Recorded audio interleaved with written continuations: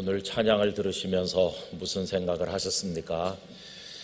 우리는 힘도 능력도 지혜도 부족하고 우리는 아무것도 할 수 없음에도 불구하고 우리의 힘으로 하려고 했던 그때가 있었는데 이제 그때는 하나님의 은혜 가운데 다 지나가고 오직 주님만 의지하고 주님께서 일하시는 영광스러운 모습을 보게 되는 줄로 믿습니다. 우리 영락교회를 위해서 주께서 일하시고 우리 영락교회 성도 한 분 한 분을 위해서 우리 주님께서 일하시고 우리 대한민국을 위해서 주님께서 일해 주실 줄로 믿습니다. 귀한 찬양에 큰 은혜 받았는데 하나님께서 우리의 예배를 연락해 주시기를 간절히 원합니다. 몇 해 전 어떤 목사님의 설교에 이런 이야기가 있었습니다. 한 남자 청년이 목사님께 메일을 보내왔습니다. 목사님, 청년부 안에 짝사랑하는 자매가 있습니다. 신실하고 믿음이 좋은 아름다운 자매입니다. 얼마나 제 마음이 그녀에게로 기우는지 일이 손에 잡히지를 않고 그 자매만 보면 할 말도 다 잊어버리고 맙니다. 그런데 제가 얼마 전에 꿈속에서 그 자매를 강제로 범하는 충격적인 꿈을 꾸었습니다. 목사님, 제 속에 이렇게 더러운 게 있는 줄 미처 몰랐습니다. 이러고도 제가 구원받은 사람이라고 할 수가 있겠습니까? 저는 죄책감에 몸둘 바를 모르고 그 자매 앞에 가면 얼굴을 들 수가 없는데 저 자신이 너무 더러운 것 같아서 저는 견딜 수가 없습니다. 목사님, 어떻게 하면 좋을까요? 이런 내용의 메일이었습니다. 우리라면 그 청년에게 어떤 대답을 해줄 것 같습니까? 자네의 무의식 속에 그런 더러운 생각이 깃들어 있는 것을 보니 하나님 앞에 회개할 게 많구만, 회개하게 그렇게 말을 해야 될 것 같지 않습니까? 그런데 목사님께서는 그 청년을 오히려 칭찬을 했다는 겁니다. 아니, 칭찬을 하다니 그게 무슨 말인가 생각이 들겠지만 목사님의 말씀을 들어보면 이해가 갔습니다. 형제요, 나는 형제가 우리 교회 청년이라는데 몹시 자부심을 느끼고 하나님 앞에 진심으로 감사합니다. 세상을 보세요. 사람들은 백주대낮에 온갖 죄악을 저지르고도 뻔뻔하기가 이를 데가 없는데 형제는 그저 꿈속에서 일어난 일만 가지고도 그 영혼이 고통을 받고 양심의 가책을 느끼고 있으니 이건 형제의 영혼이 살아있다고 하는 증거입니다. 양심이 화인 맞은 사람이 넘쳐나는 이때 형제처럼 자신의 심령을 깨끗하게 지키기 위해서 몸부림치는 사람이 우리 교회에 있다는 게 너무나도 자랑스럽습니다. 앞으로도 예민한 영적인 양심을 가지고 하나님 앞에 산다면 형제의 삶을 잘 지켜낼 수 있을 겁니다. 형제를 축복하고 격려합니다. 이렇게 답신을 보냈다는 겁니다. 그리고 잊지 않고 끄트머리에 한 줄 추가했는데 그리고 내가 그 자매와 연결시켜줄 의향이 있으니 연락하시오 했다는 겁니다. 여러분, 어떻게 생각하세요? 저는 그 목사님의 말씀이 꼭 맞다고 생각합니다.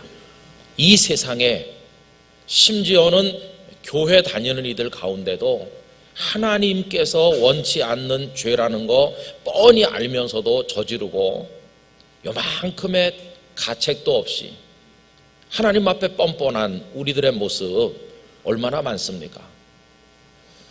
여러분, 심지어는 목회자들이나 교회 중직자들 중에도 자기 더러운 욕망으로 인해서 하나님의 교회를 평편없게 만들고 나서도 뜨거운 눈물 한 방울, 회개의 눈물 한 방울 흘리지 않는 사람도 많이 있는 것 같지 않습니까? 그러다 보니까 도대체 보일 게 없어요. 그래서 세상 사람들에게 악의적인 비난을 받아도 할 말이 없고, 물론 왜곡된 악의적 비난이 상당수 있겠지만 그 중에 일부는 그 비난받아야 마땅하다, 이렇게 인정할 수밖에 없는 게 우리 속에 많이 있습니다. 그래서 우리 교회 모습이 입으로는 다 거룩한 사람들이 모인 것 같은데 속은 그렇지 않은 이상한 괴물 같은 모습으로 변해 있고, 그러다 보니까 한국 교회가 영적 능력을 잃어버리고 그리고 자꾸 왜소해져 가고 위축되는 게 아닌가, 이런 생각을 해보게 되는 것입니다. 여러분, 주님이 보혈로 값을 지불하시고 사신 교회가, 또 성도들이 자꾸만 위축되고 욕을 얻어먹는 게 그게 하나님께서 원하시는 바이겠습니까? 결코 그렇지 않습니다. 여러분, 이건 다 우리의 책임이고 우리의 잘못이지 하나님께서 원하시는 바가 아닙니다. 하나님께서는 우리들을 오히려 복되게 하시기를 원하십니다. 우리를 잘되게 하시기를 원하십니다. 하나님께서는 우리를 위해서 축복과 부흥의 가나안을 준비하고 계신다고 저는 믿습니다. 그런데 우리는 그 가나안을 바라보기만 할 뿐 건너가지 못하는 채, 이쪽에 힘이 다 빠져서 위축된 채로 가나안 이렇게 하고만 있는 연약한 모습이 아닌가 생각이 됩니다. 우리 앞에는 가나안에 들어가지 못하게 만드는 이 부끄러운 요단강이 흐르고 있어서 가나안을 쳐다만 보고 있는 형국이 아닌가 생각을 하는 겁니다. 그래서 많은 사람들이 한국 교회와 성도들이 어떻게 이 우리를 가로막는 요단강을 넘어서 축복과 부흥의 가나안에 갈 수 있을까를 두고 많은 해법을 이야기합니다. 좀 더 아름다운 시설과 멋진 프로그램들과 그리고 목회나 신학의 전문가들이 필요하지 않느냐, 강을 건너려면 부교를 설치할 수 있어야 되고 뗏목과 배를 만들 기술자가 있어야 되는 것처럼 우리도 그런 걸 좀 더 준비해야 되지 않느냐, 이렇게 말씀하는 분들이 있지만 여러분, 저는 그렇게 생각하지 않습니다. 이미 한국 교회는 목회나 신학이나 많은 전문가들이 계시고요, 아름다운 예배당들이 있고요, 그리고 기독교 언론 많은 전파들을 내보내고 있고 기독교 출판물들이 홍수같이 쏟아지고 있습니다. 그런 게 부족해서 안 되는 게 아니라고 저는 생각합니다. 여러분, 예전에 한국 교회가 민족의 견인차 역할을 하고 부흥할 때를 생각해 보시기 바랍니다.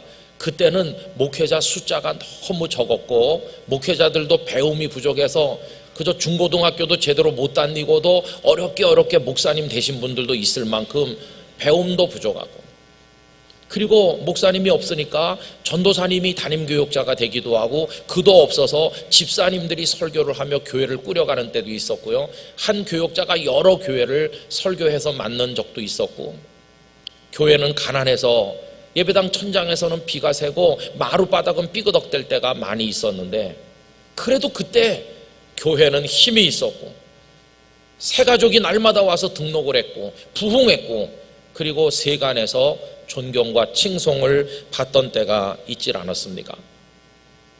그래서 저는요, 우리가 무슨 부교 전문가, 뗏목 전문가 있어야 되듯이 그런 걸 많이 만들고 양성해내야 되는 게 아니라 요단강을 건너는 데는 또 다른 비결이 있어야 된다고 생각합니다. 요단강을 건너게 만들어주는 어떤 영적인 것이 우리에게, 더 본질적인 것이 우리에게 있어야 된다고 저는 믿고 있습니다. 그게 도대체 뭘까요? 우리로 하여금 이 요단을 건너서 축복과 부흥의 가나안에 입성할 수 있도록 만들어줄 수 있는 그 영적 전략이 도대체 뭘까? 저는 그거를 오늘 읽은 본문에서 발견할 수 있다고 믿습니다. 저는 부산의 땅끝교회 목회할 때 2014년 1월 첫 주일부터 마가복음 1장 1절부터 차례대로 강해 설교를 했었는데요, 2월 둘째 주일을 앞둔 수요일날 성령께서 제 마음속에 이번 주일은 그걸로 설교하지 말고 내 가슴을 가득 채우고 있는 그 주제로 설교해라 감동이 임해서 마가복음 본문을 설교하지 않고 바로 오늘 읽은 여호수아 3장 1절로 5절까지를 본문으로 삼아서 말씀을 전했습니다. 여러분, 그때 제 가슴을 가득히 채우고 있었던 게 바로 오늘 본문에 나와 있기 때문이죠. 여호수아 3장은 이스라엘 백성이 요단강을 건너서 젖과 꿀이 흐르는 가나안으로 첫 발을 내어 디디게 되는 이야기를 보여주고 있습니다. 여러분, 이때 이스라엘은 두 가지 기류가 겹치고 있던 어려운 때입니다. 한쪽에서는 모세가 세상을 떠나셨고 새로운 지도자 여호수아가 등장했지만 아직 신뢰가 가지 않고 누가 우리를 가나안으로 데려갈 수 있을까 하는 큰 슬픔과 절망이 한쪽에 있었고, 또 한쪽에서는 그래도 저기 가나안 땅, 수백 년 기다리던 땅이 우리 눈앞에 있지 않느냐, 기대와 설렘이 한쪽에 있어서 이 두 가지가 겹쳐지고 있는 때였습니다. 잘하면 가나안 시대를 여는, 새 시대를 여는 역사가 펼쳐질 것이고, 잘 못하면 그냥 주저앉을 수도 있는 기로에 그들이 서 있었던 것입니다. 그럼 어떻게 됐나요? 그들은 여호수아와 함께 요단을 건넜고 가나안에 들어가서 이스라엘 역사 새로운 지평을 열게 된 것을 우리가 잘 알고 있지 않습니까? 수백 년 기다리던 젖과 꿀이 흐르는 가나안에 입성하는 데 성공하게 되어서 이스라엘 역사의 분수령을 맞이하게 되었습니다. 여러분, 그들은 그러면 어떻게 그 요단을 건넜습니까? 뗏목을 설치했나요? 아니면 부교를 놓았습니까? 배를 만들었습니까? 그런 거 아니었어요. 그런 어떤 통상적인 상식적인 노력을 통해서 요단을 건넌 게 아니었어요. 평소 같으면 요단은 그저 요 정도 차던지 더 물이 내려갈 만큼 강이라고 할 수도 없었지만, 이스라엘이 거기 도착했을 때는 마치 우리나라 하천이 장마 후에 막 뚝까지 불어 넘치는 것처럼 그 당시 그러하였습니다.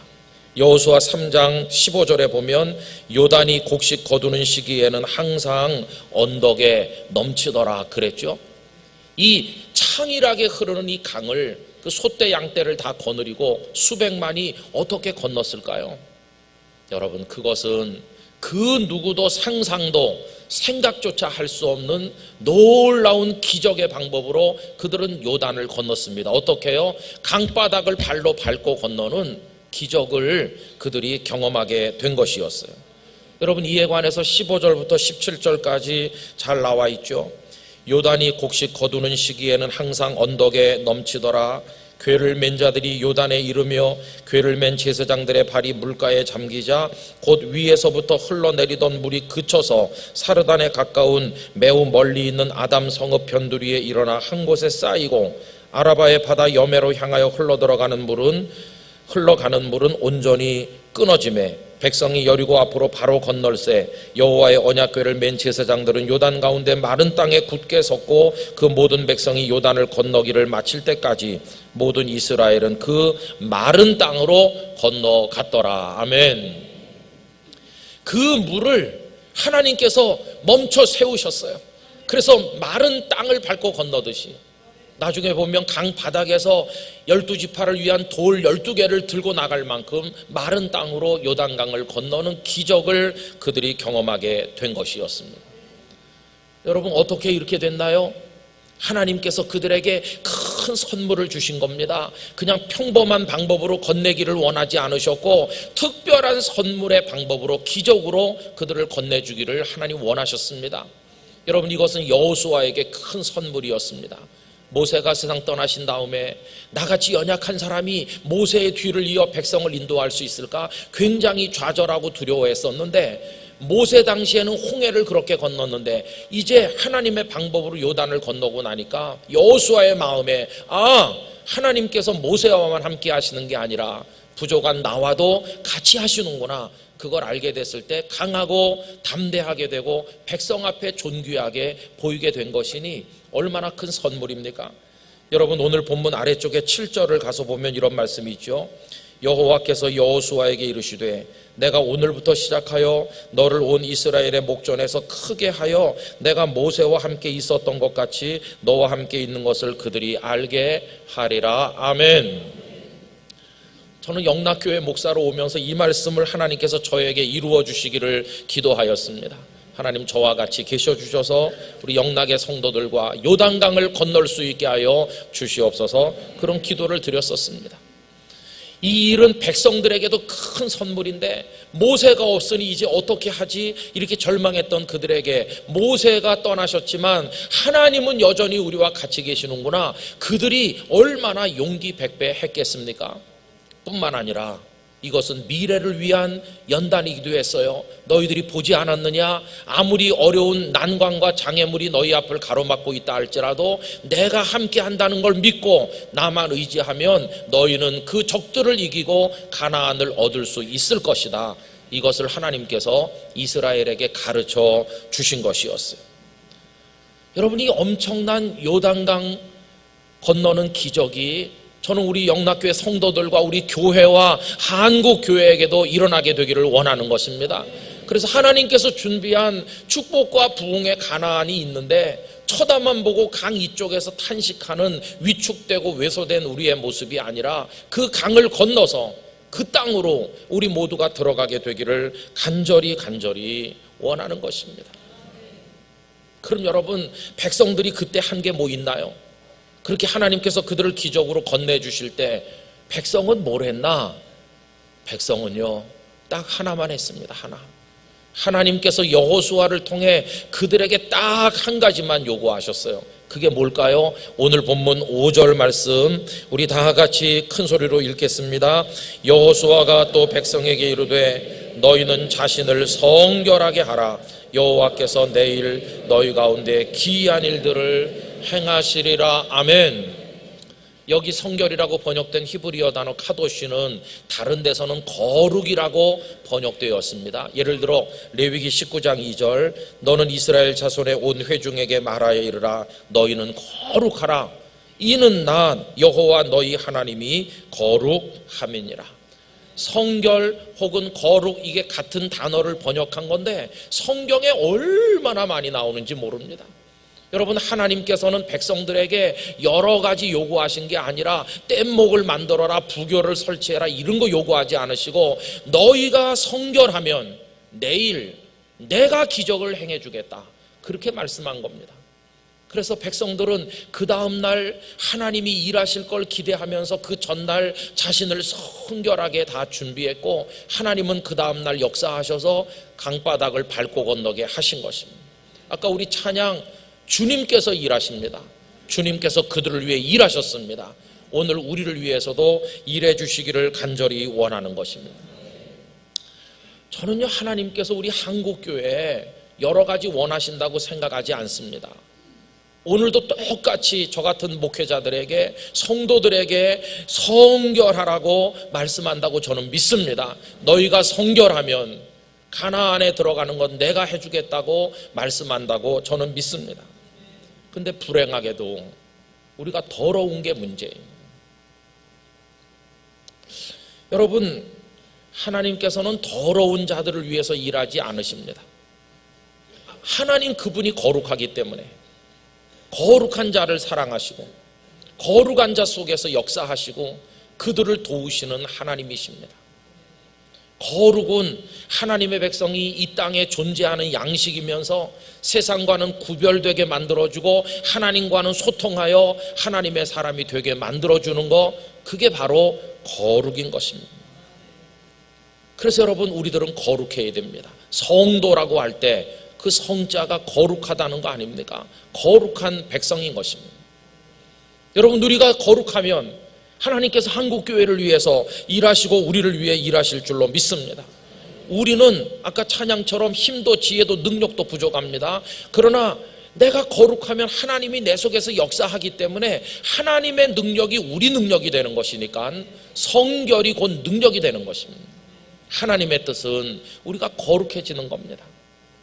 여러분, 데살로니가전서 4장 3절 하나님의 뜻은 이것이니 너희의 거룩함이라, 이렇게 말씀하신 것입니다. 저는 이 말씀을 드리면서 하나님께서 말씀하는 것 같아요. 너 김 목사, 너 거룩하냐? 아니요. 너 설교할 자격이 있느냐? 없는데요. 하지 말을까요? 그래도 해라. 그래도 해. 그래도 하고 너도 거룩해지도록 같이 힘써라. 여러분, 제가 거룩해서 이런 설교하는 거 아닙니다. 저도 똑같하고 여러분보다 더 못할 수도 있죠. 그런데 정말 눈물 나게 처절한 거예요. 우리가 하나님 앞에서 거룩하지 못하니까. 이 설교를 들으시면서 어디서 들은 것 같다, 그렇게 생각하는 똑똑한 성도님들이 계실 거예요. 맞습니다. 2016년 제가 여름 산상 기도회 강사로 왔을 때 마지막 시간에 읽었던 본문이 이것이고 했던 설교가 이겁니다. 왜 재탕하냐? 그만큼 간절하니까요. 그래서 재탕하고 있는 거예요. 어떻게 하면 거룩해질까? 여러분, 최소한 3가지는 해야 됩니다. 첫째는요, 이미 더러운 죄에 그냥 있는 우리, 양심이 화인 맞아서 깨닫지 못하고 회개도 못하고 있는 우리라면 이거 씻어야 됩니다. 씻는 거. 근데 내가 아무리 세탁기 돌리고 노력해도 안 되니까 예수님의 보혈밖에 없습니다.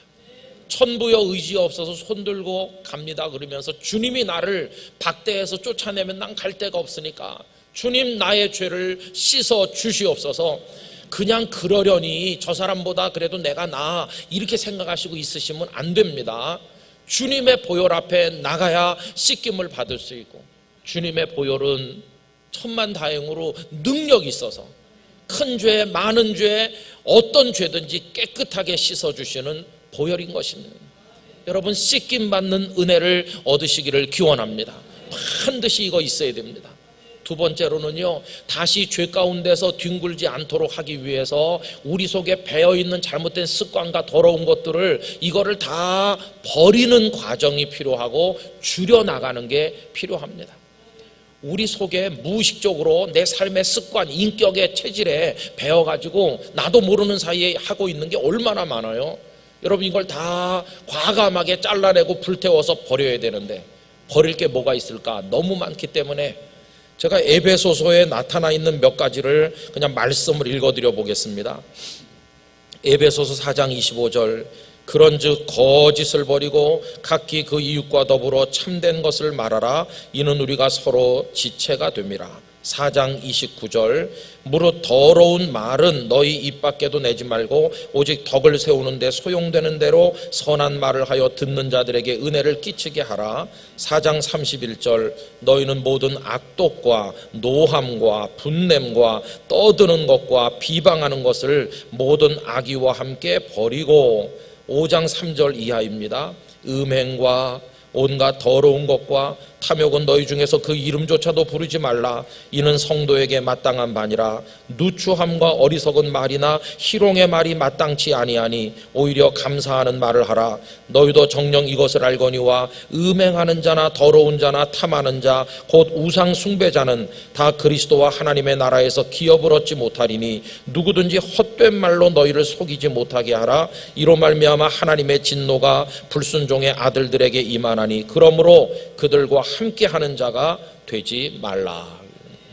다 우리 속에 있는 말하는 거, 뭐 여러 가지 음란한 성향들, 우리 속에 있는 온갖 더러운 거를 다 버리라고 말씀하고 있는 것이죠.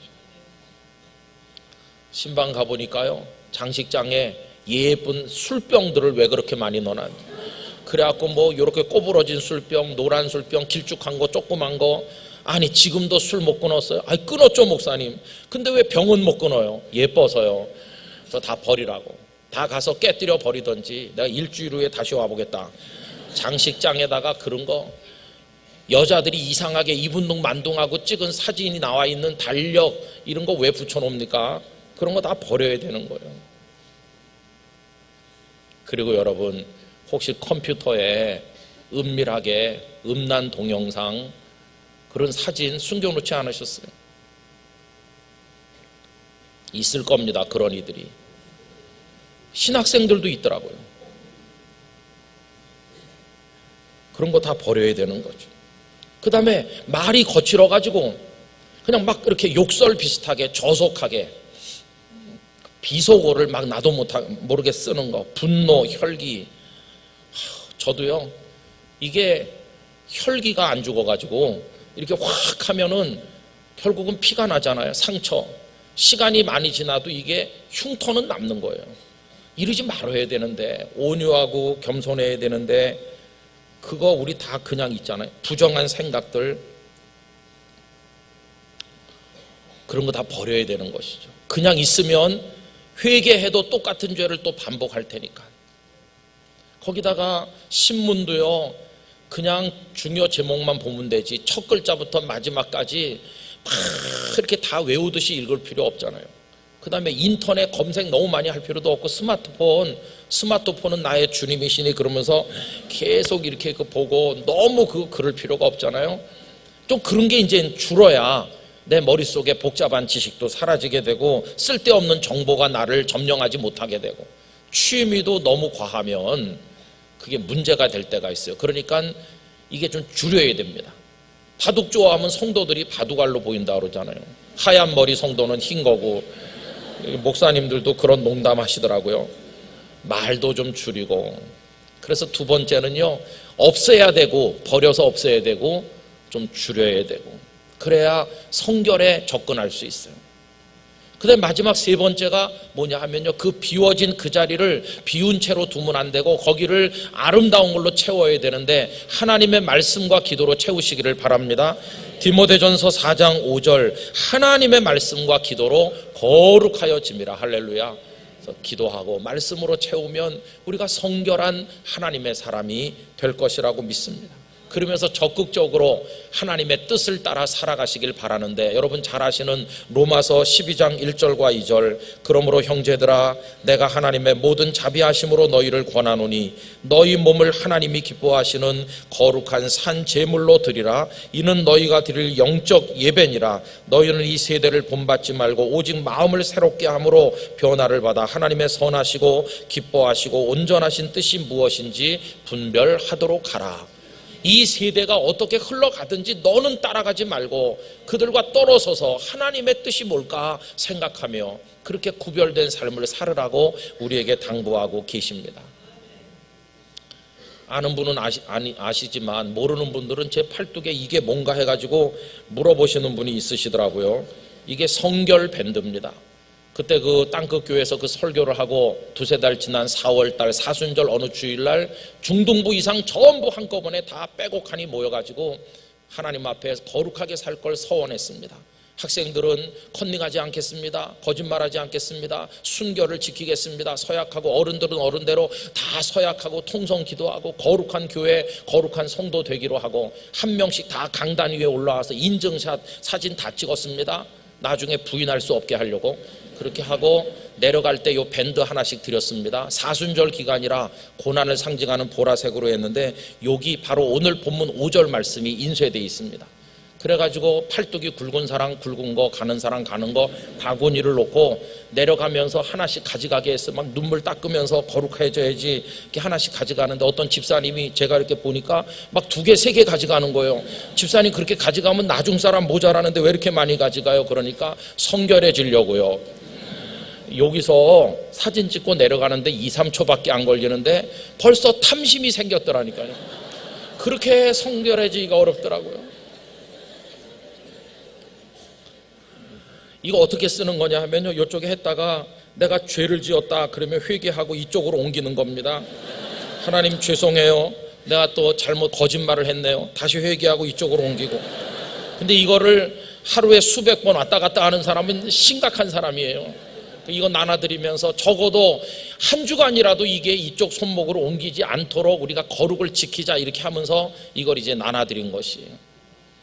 제가 영남신학대학교 가서 신학생 1000명 사경회를 끝나는 날 학생들에게 말했습니다. 여러분 다 교회 가면 전도사님이 그런데 여러분이 거룩하지 않으면 어떻게 학생들이 거룩하겠냐. 여러분이 거룩해져야 미래 주인공들이 거룩해지지 않겠냐. 여러분들도 회개할 것을 회개하고 거룩하게 하라고 그랬더니 학생들이 이거 어디서 구하냐고요. 그래서 제가 보혈을 상징하는 빨간색 1000개를 만들어서 선물로 보낸 적이 있었는데, 우리 영락교회는 너무 성도가 많아갖고 이게 네, 여러분, 저렇게 한다고 뭐 거룩해지겠어? 맞습니다. 이거 한다고 거룩해질 것 같으면 다 거룩해졌죠. 근데요, 저는 믿습니다. 한국 교회가 이렇게 된 게 거룩을 상실했기 때문이라고 생각합니다. 우리가 거룩한 성도가 되고 영락교회가 거룩한 교회가 되면 하나님은 요단강 건너게 하실 겁니다. 축복의 가나안으로 이끌어 주실 것입니다.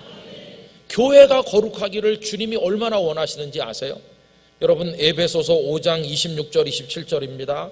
이는 곧 물로 씻어 말씀으로 거룩하게 하사 깨끗하게 하사 거룩하게 하시고 자기 앞에 영광스러운 교회로 세우사 티나 주름 잡힌 것이나 이런 것들이 없이 거룩하고 흠이 없게 하려 하십니다. 우리 주님은 교회가 흠도 티도 없는 거룩한 교회가 되기를 너무너무 원하시는데 우리들의 교회가 그렇지 못한 걸 생각하니까 눈물이 나는 것이, 우리 개인도 우리 교회도 거룩해지기를 원합니다. 사순절 첫 주일인데 거룩을 결단하기 너무너무 좋은 주일 아닙니까? 여러분, 절제를 위해서 건강한 분은 하루 한 끼 정도 금식하는 거 멋진 일 아닙니까? 그러면서 내 영혼을 거룩하게 하기 위해 연단하는 것입니다. 그리고 내가 예컨대 5,000원짜리 밥을 사 먹는다고 하면 금식했으니까 5,000원 저축하고, 또 금식했으면 저축하고, 사순절 끝난 다음에 이걸로 선한 일을 해보세요. 내 삶이 달라질 것입니다. 어디다 써야 될지 모르는 분은 교회에다가 사순절 감사 금식 헌금이라고 드리면 나중에 모아서 선교하는 데 써도 돼요. 여러분, 어떻게 하든지 간에 우리를 채찍질하고 연단하면서, 그래서 저는 오늘 이 예배 참석하고 나가는 영락의 모든 성도들의 가슴 속에 거룩하고 싶습니다. 이게 여러분의 가슴에 꽉 박히길 바랍니다. 내가 말도 거룩하게 해야지, 생각도 거룩하게 해야지, 내 생활 습관도 이제는 좀 거룩하게 해야 되겠다. 그래서 주님 앞에 부끄럽지 않게 해주세요.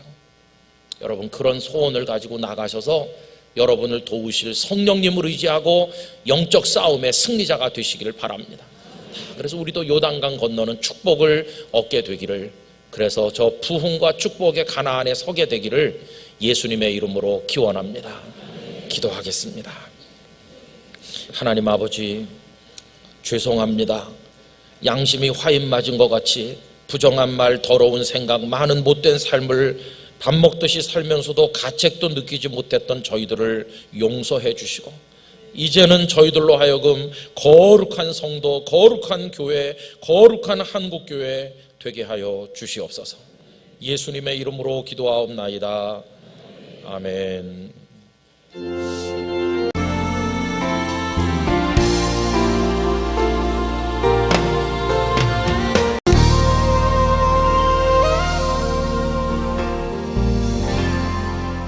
오늘 우리가 함께 읽은 이 마가복음 본문에는 여리고의 맹인 거지 바디메오가 눈을 뜬 기사가 실려 있습니다. 이 사건의 구조는 간단합니다. 만남과 그 만남으로 인한 아름다운 결과입니다. 바디메오는 그날 예수님을 만났고, 예수님을 만난 결과 눈을 뜨게 됐습니다. 여러분, 이 아름다운 이야기의 시작이 무엇일까요? 그것은 주님께서 오신 것입니다.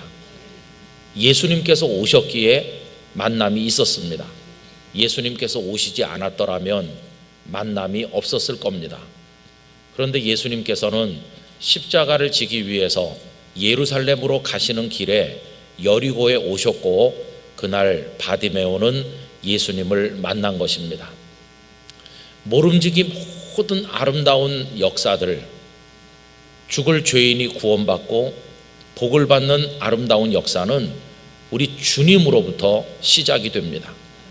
그날 이 바디메오는 몰랐지만, 예수님을 처음 만나는 거지만 사실은 예수님께서 30여 년도 훨씬 전에 베들레헴 마구간에 탄생하셨을 때부터 예수님께서는 바디메오를 향하여 오고 계셨던 것입니다.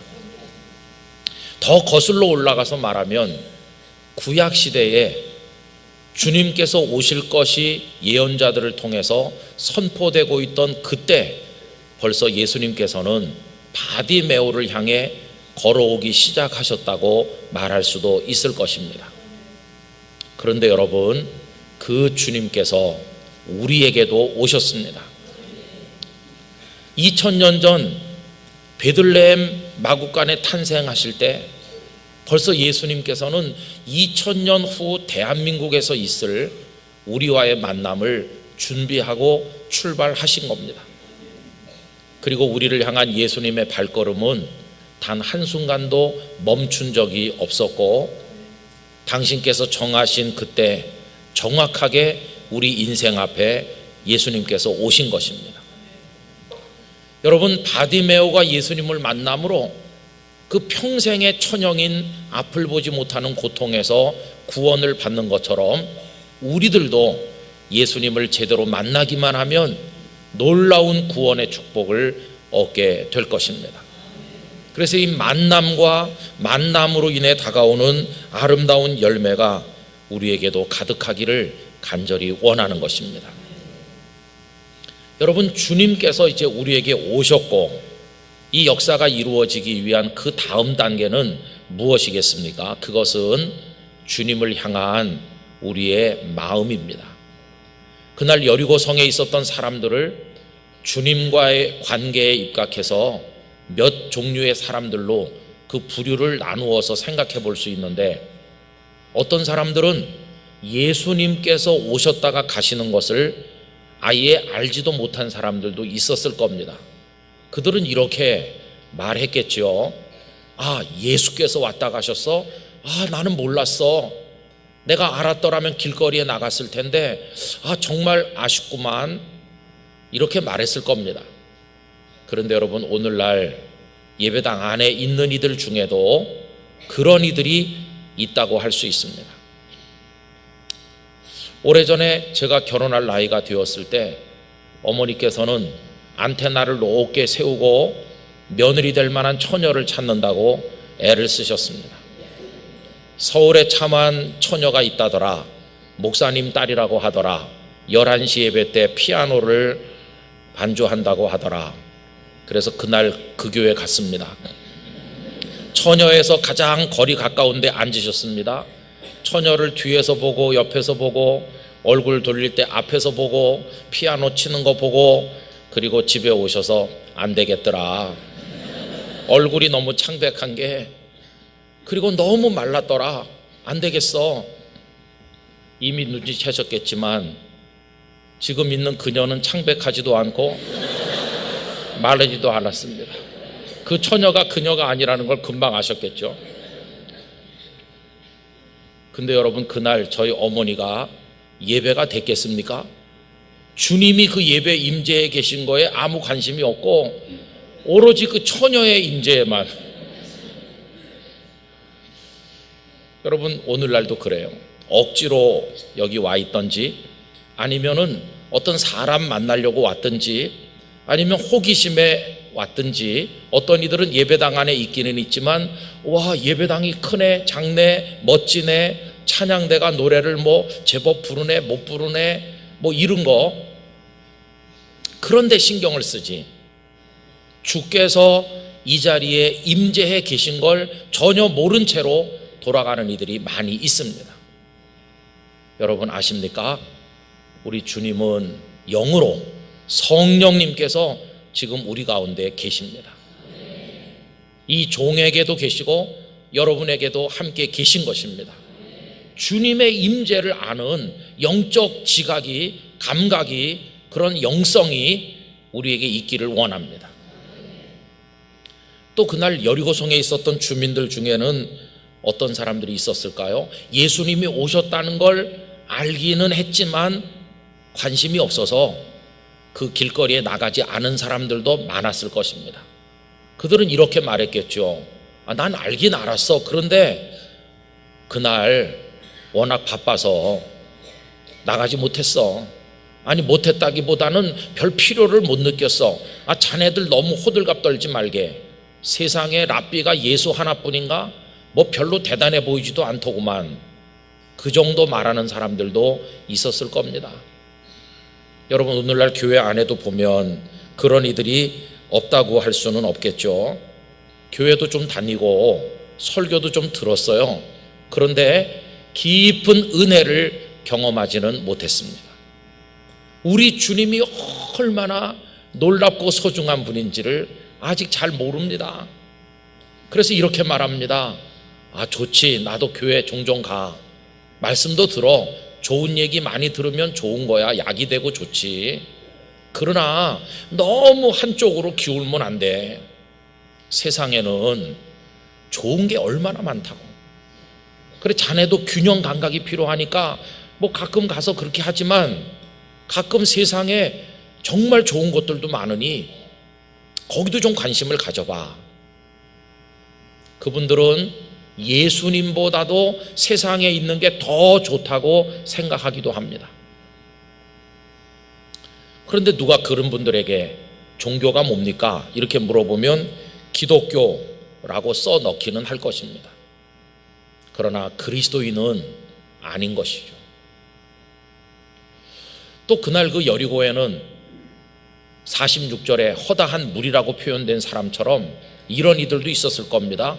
예수님이 오신 것도 알고 막 반가워하면서 길거리로 뛰쳐나가서 예수님 그 곁에 바싹 다가서서 길거리를 가득하게 메우고 예수님 뒤를 따라다니던 사람들도 있었을 겁니다. 그들은 이렇게 말했겠죠. 자네 오늘 얼마나 굉장한 일이 있었는지 아는가? 내가 여리고에서 태어나서 지금까지 살았지만 이렇게 많은 사람들이 모인 건 난 처음 봤네. 굉장했다니까. 그리고 그 예수 선생님 보통 분이 아니셔. 자네도 알지? 그 길거리에 있는 그 맹인 거지 바디메오 말이야. 그날 그가 눈을 떴네. 예수님께서 그의 눈을 떠서 보게 하셨다니까. 지금 바디메오는 맹인도 아니고 거지도 아닐세.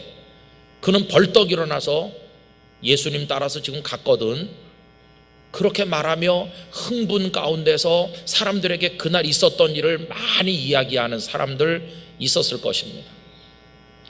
그런데 여러분, 흥분하고 열광하면서 그날의 일을 이야기한다고 해서 뭐 달라진 게 있습니까?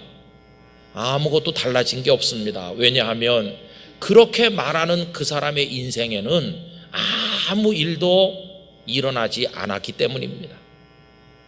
그들은 어떤 사람인가? 그저 그 길거리에 너무나 안타까운 구경꾼일 뿐이었던 것입니다. 오늘날 예배당 안에도 그런 이들이 많이 있을 수 있지요. 작년 여름에 퇴임하신, 대법관에서 퇴임하신 김신 장로님이란 분이 계십니다. 그분은 다리가 많이 불편한 장애를 가지셨지만 판사가 되셨고 대법관 자리에까지 오르신 귀한 분이시죠. 그런데 그분이 부산 출신이시고 제가 부산에 기독인 기관장 성경 공부를 한 12년 동안 매주 화요일 아침마다 인도했는데 거기 열심히 나오시는 회원이셨고 몇 해 동안은 회장 일도 보셨던 분이십니다. 작년에 제가 여기 위임식 할 때도 참석을 하셨었는데요. 제가 그 장로님을 통해서 전에 이런 얘기를 들었습니다. 당신께서는 대학에 다닐 때까지 예수님을 믿는 사람을 보지 못했다고 말씀하는 겁니다. 우리나라에 교회가 얼마나 많고 그런데 예수님을 믿는 사람을 못 봤다는 말이 좀 이상하게 들리지 않으세요? 그런데 그 장로님의 말씀을 좀 더 들어보면 이해가 갑니다. 당신께서는 교회 다니는 사람은 많이 보았지만 예수님을 진짜로 믿는 사람은 대학 다닐 때까지 보지 못했다는 말씀이었습니다. 그런데 법과대학 학생이 돼서 대학 생활을 할 때 정말 예수님을 만났고 예수님 한 분으로 만족하고 주변 사람들에게 친절하고 그 어려운 고시 공부하면서 쫓기는 와중에도 참된 삶을 위해 노력하는 진짜 예수님을 믿는 친구를 만났답니다. 그 감화가 커서 이 장로님도 대학 생활 중에 우리 주님을 만났노라고 하는 말씀을 하신 게 생각이 납니다. 성도 여러분, 교회 다니는 사람은 많이 봤지만 정말로 예수님을 믿는 사람을 보지 못했다는 말 속에 무슨 뜻이 들어있는지를 아마 잘 아실 것입니다. 교회 생활에 익숙하고 찬송가도 잘 부르고 그리고 교회 안에 어떤 일이 있는지도 잘 알고 은혜 받은 사람들의 간증도 많이 들었지만 자신은 주인공이 못된 채 구경꾼으로 있는 이들, 사람들을 교회로 데려오기까지 하지만 진짜 그리스도인이냐 물으면 자신 있게 대답하기 2% 부족한, 아직 뭔가 모자란 그런 상태에 있는 이들이 의외로 많이 있다는 것입니다. 우리 영락 가족 여러분 어떠세요? 지금까지 제가 말씀드린 이분들은 다 그날 여리고에 있었습니다. 그리고 예수님은 여리고에 오셨습니다. 그런데 그들 중에 누구도 예수님을 진실되게 만나서 예수님으로 인한 아름답고 감동적인 구원의 역사를 경험한 사람은 이들 중에는 없었습니다. 이게 얼마나 안타까운 일인가. 저는 오늘 한국교회에 드나들고 있는 많은 이들 중에 이런 이들이 없기를 원하는 것입니다. 우리는 다 어떻게 돼야 될까요? 그날 그 먼지가 풀풀 날리는 길거리에 쪼그리고 앉은 채 앞을 보지 못하면서 오가는 사람들의 말에 귀 기울이면서 그들을 향해 손을 내밀던 이 바디메오가 경험한 엄청난 일을 우리 영락가족 모두가 경험하게 되기를 원하는 것입니다. 그럼 그는 그날 어떤 마음을 가졌기에 그런 은혜를 얻었을까? 이렇게 질문을 하면 크게 두 가지 이야기 할 수 있을 것 같습니다. 첫째는 그의 마음속에는 간절함과 사모함이 있었다는 것입니다. 아마 누군가는 그에게 이런 말을 해준 적이 있을 겁니다. 이봐 바디메오, 어쩌다 자네는 이런 처지가 됐는가? 참 나도 마음이 아프네. 그런데 내가 오늘 전해줄 말이 있어. 자네 혹시 예수라는 이름을 들어봤나? 모르는데 언젠가 그분이 아마 여리고에 오실 때가 있을 거야. 그분은 병든 자를 고치고 귀신 들린 자를 온전하게 하고 바다를 잔잔케 하시고 나병한 자를 고치신 자네를 보면 눈을 뜨게 하실 수 있는 능력의 랍비이셔. 그분의 이름을 기억해 두게. 그분은 예수야, 예수. 그리고 그분은 메시아인 게 틀림없어. 자네 여기서 정신 차리고 있다가 언젠가 그분이 여리고에 오시거들랑 기회를 놓치면 안 되네. 자네의 희망은 그분밖에 없네. 그런데 그날도 나가서 오가는 사람들 앞에 손을 내밀고 있는데 길거리가 왁자지껄하면서 뭐가 시끄러운 소리가 들리니까 물어봤겠죠. 무슨 일이 있나요? 왜 이렇게 길거리가 소란스러운가요? 누군가 말했겠죠. 예수 선생님이 지나가시는 중이네. 귀가 확 뜨이면서 그 가슴 속에 뭔가가 터져 나오는 것이요. 예수님을 향해 부르짖게 됐어요. 여러분 그 이야기가 오늘 말씀 47절인데 다 같이 읽어보겠습니다. 나사렛 예수시란 말을 듣고 소리질러 이르되 다윗의 자손 예수여 나를 불쌍히 여기소서 하거늘. 주님, 예수님, 저는 당신을 볼 수가 없습니다. 그러나 당신은 제가 여기 있는 걸 보실 수 있습니다. 절 좀 봐주세요. 다윗의 자손 예수여 나를 불쌍히 여기소서. 그래서 여러분 이거 읽을 때는요, 다윗의 자손 예수여 나를 불쌍히 여기소서 이렇게 읽으면 안 됩니다. 그 현장감이 있어야 돼요. 내가 바디메오가 된 느낌으로 얼마나 애절하게 간절하게 불렀나, 그러면서 이 말씀을 접해야 됩니다. 여러분 그가 얼마나 간절한지 그게 어디 잘 나타나느냐 하면 사람들이 꾸짖는데도 더 크게 부르짖었다는 데서 나타납니다. 48절 이제 감정을 넣어서 읽어보세요. 다 같이 읽습니다. 많은 사람이 꾸짖어 잠잠하라 하되 그가 더욱 크게 소리질러 이르되 다윗의 자손이여 나를 불쌍히 여기소서 하는지라. 생각보다 잘하셨습니다. 아마 꾸짖는 사람 중에는 가끔 그에게 돈 몇 푼을 주는 사람도 있었을지 모릅니다. 이봐 좀 조용히 좀 하라고, 내가 나중에 와서 오늘 좀 많이 줄게, 그런 사람이 있었을지도 모릅니다. 그러나 바디메오는 알고 있습니다. 그가 억만금을 준다 해도 나를 살려낼 수는 없다는 걸 알고 있는 겁니다. 돈 그거 필요 없어요. 당신의 친절이 고맙긴 하지만 오늘은 아니에요. 오늘은 저분을 통해 내 눈을 뜨는 것밖에 없어요. 그가 꾸지람을 하든지 말든지 더 크게 소리 질러서. 여러분 얼마나 애절하고 간절하고 사모하는 게 사무치지 않습니까? 더군다나 이게 마지막 기회라면 어떻게 하겠어요? 아닌 게 아니라 예수님께서는 예루살렘에 가셔서 십자가를 지시고 죽으시고 부활하셨습니다. 그 다음에 디베랴 바다 갈릴리에 가셨던 일도 기록되어 있긴 하지만 여리고에 다시 오셨다는 기록은 복음서에 없으니까 바디메오가 예수님을 만날 기회는 이게 마지막이었을 수도 있지 않습니까? 여러분 그는 마지막이었지만 우린 앞으로 기회가 많을 거다 이렇게 생각하십니까? 아니요. 우리 실존적으로 누구나 다 마지막 날을 사는 사람이고 오늘 이 예배가 우리의 마지막 예배일지도 모른다면 우리 속에 간절함과 사모함이 있어야 되는 게 아니겠습니까? 더군다나 우리도 절박합니다. 나는 눈을 뜨고 있지 않느냐? 아니요.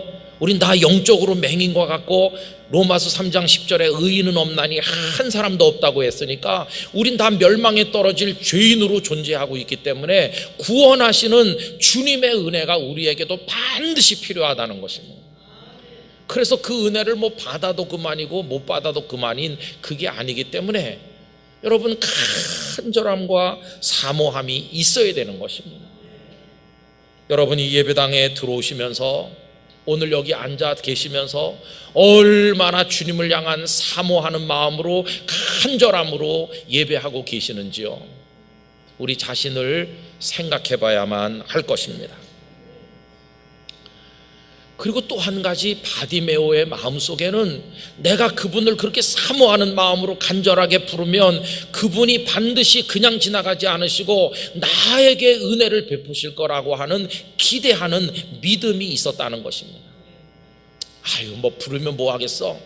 그냥 한번 불러보긴 하지만 뭐 나한테 뭘 해줄 수 있겠어?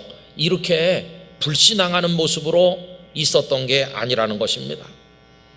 그가 나에게 뭘 해줄 리가 없다고 생각했다면 꾸지람 하는데도 불구하고 그렇게까지 간절하게 예수님을 찾지 않았을 것입니다. 그러나 그의 마음속에는 다윗의 자손 예수여, 사람들은 나를 꾸짖지만 나는 기대하고 믿고 있습니다. 반드시 당신은 내 앞에 멈춰 서실 것을, 그리고 내 눈을 뜨게 해주실 것을, 오늘 당신께서 나에게 베푸실 그 엄청난 은혜를 생각하니 내 가슴이 뜁니다. 나는 당신을 기대합니다. 이런 설렘과 기대로 예수님을 부르는 것입니다. 제가 한번 계산을 해봤습니다. 우리는 기도회, 예배를 얼마나 많이 참석했나? 50년 교회 다닌 분은요, 일주일에 한 번만 예배 드렸어도 52주일이니까 약 2600회 예배 참석한 겁니다. 3번 정도 드린 분은 거의 8000번, 새벽 기도도 좀 나가는 분은 한 3만여회 기도회 예배 참석한 겁니다. 그럼 여러분, 그렇게 많은 예배 참석을 했고 앞으로도 할 건데, 우리가 이 예배 올 때 하나님께서 오늘 나를 위해 깨달음을 주실 것이고 말씀의 눈이 열리게 하실 것이고 내 영혼을 찌르실 것이고 회개케 하실 것이고 나를 씻어 성결하게 하실 것이고 내 문제가 해결될 실마리를 보여주실 것이고 내 영혼에 싱그러운 기쁨과 은혜를 주실 줄 나는 믿습니다. 그런 마음으로 예배 참석하셔서 눈물 흘리며 감격적인 예배를 드린 게 그 많은 것 중에 몇 번 되십니까? 뭐 그냥 오늘도 주일이니까 가는 거지, 전에도 갔고 앞으로도 가고 그냥 가서 앉아 있다 오는 겁니까? 그래서는 우리가 앞으로 1000만 번, 억만 번 예배를 드린들 무슨 의미가 있을까? 그런 생각이 드는 것입니다.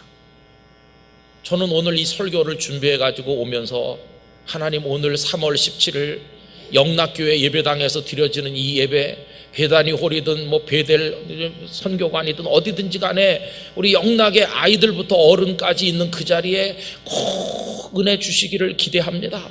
만져주시길 원합니다. 어떤 눈물과 사연을 가지고 왔던지 치유되길 원합니다. 주여 우리를 불쌍히 여겨주십시오. 그런 마음으로 왔습니다. 각자에게 다 필요한 은혜가 다르겠지만 여러분, 그걸 기대해야 되는 것입니다. 믿어야 됩니다. 주님은 오늘 나를 위해 은혜를 베푸실 줄 믿습니다. 그래서 내가 예배당 문고리를 잡을 때, 여기 들어와 앉아서 기도할 때, 성경책을 펼칠 때, 아니 그 전에 집에서 출발하려고 자동차 시동을 켤 때 벌써 내 마음은 오늘 받을 은혜로 가슴이 뛰고 흥분이 되어 있어야 되는 것입니다. 그래가지고 우리가 예배하면요, 벌써 예배 이 거룩한 성령의 운동이 영적으로 느껴지는 것입니다. 그냥 냉랭하고 맹숭맹숭하게 있다 가는 게 아니라, 아, 주님의 영이 우리 중에 일하고 계시는구나, 이걸 느끼고 감동하는 것입니다. 여러분, 그런 성령께서 우리 중에 운행하시고 일하고 계시고 만질 자를 만지고 치유할 자를 치료하고 새롭게 하시고 결단하게 하시는 그런 역사들을 경험하고 계십니까? 우리 영락의 예배자리마다 그런 간절한 기대의 믿음으로 우리가 참여함으로 성령의 그런 역사를 경험하게 되기를 원합니다. 바로 그런 자리에서 심령의 부흥이 일어나고 교회 공동체의 부흥이 일어나게 되는 것입니다. 그날 바디메오의 믿음의 기대는 헛되지 않았습니다. 예수님께서 머물러 서셨어요. 너무너무 눈물겨운 장면입니다. 그냥 지나가신다고 해도 누가 뭐라고 하지 않아요. 사람들이 떠밀고 막 복잡하고 허다한 무리가 따르는데 그냥 가셔도 그만인데 주님은 발걸음을 멈추셨어요. 그를 불러오라고 하시는 거예요. 여러분, 주께서 너를 부르신다. 그의 이불이면서 오시면서 전 재산이라고 할 수 있는 겉옷을 다 버리고 잘 보이지는 않지만 그분이 계신 방향을 짐작하고는 막 일어나서 뛰어가잖아요. 멈춰 서시는 주님. 여러분, 그 주님이 오늘 이 세상이라는 여리고 길거리에서 우리 곁에 멈춰 서셨기에 우리가 오늘 이 자리에 있는 줄로 믿습니다. 얼마나 감사한 일인지 말로 다 할 수가 없어요. 그래서 주님께서 무엇을 원하느냐? 보기를 원합니다. 네 믿음대로 되라. 그가 구원받지 않았습니까? 눈을 뜨게 됐어요. 얼마나 놀랐습니까? 그 먼지가 풀풀 날리고 시끄러운 길거리가 바디메오에게는 그 어떤 성전, 그 어떤 화려한 궁궐보다도 더 아름답고 더 거룩한 그의 인생이 부흥되는 성지로 바뀐 것을 알게 됩니다. 여러분, 처음에는 나를 불쌍히 여겨달라고 처절한 외침으로 주님을 불렀지만 눈을 뜨고 나니까 어땠을까? 성경에 안 나와 있지만 무릎을 꿇었는지 주님을 끌어안았는지 어떻게 했는지 모르겠어요. 그리고는 나 예수님 따라갈래. 그럼 따라갔어요. 여러분, 우리 영락의 성도들도 주여 나를 불쌍히 여기소서 이런 사연을 가지고 오셨다면 주님의 은혜를 받으심으로 기뻐 뛰며 주님을 끌어안고 주님을 따라가는 그런 모습으로 인생이 전환되는 부흥을 경험하게 되시기를 간절히 기원하는 것입니다. 여러분, 역사적으로 모든 부흥의 역사들은요 다 이런 곳에서 일어났습니다. 간절함과 사모함과 기대함과 믿음으로 주님을 향해 달려나갈 때 바로 그런 자리에서 부흥의 역사가 있었던 것입니다. 우리 주님은 어떤 주님이십니까? 은혜 구한 내게 은혜의 주님, 은사 구한 내게 은사의 주님, 신유 구한 내게 신유의 주님. 그렇게 구하며 나가는 이들에게 바디메오에게 주신 것보다 더 놀라운 은혜를 주시는 우리 주님이십니다. 그 주님이 우리 중에 임하여 계시고 우리 영락교회 성도들을 위해 준비한 은혜가 있을 줄로 믿습니다. 여러분이 구경꾼이 아니라 다 그 주인공이 되시기를 예수님 이름으로 축복합니다. 기도하겠습니다. 오 거룩하신 아버지 하나님, 우리 주님을 이 땅에 보내주심으로 주님 우리에게 오셨습니다. 이제 저희가 간절함과 사모함과 믿음의 기대로 주님 앞에 예배하고 나아갑니다. 주여 저희에게도 응답하여 주시고 저희를 구원하여 주시옵소서. 예수님의 이름으로 기도드리옵나이다. 아멘.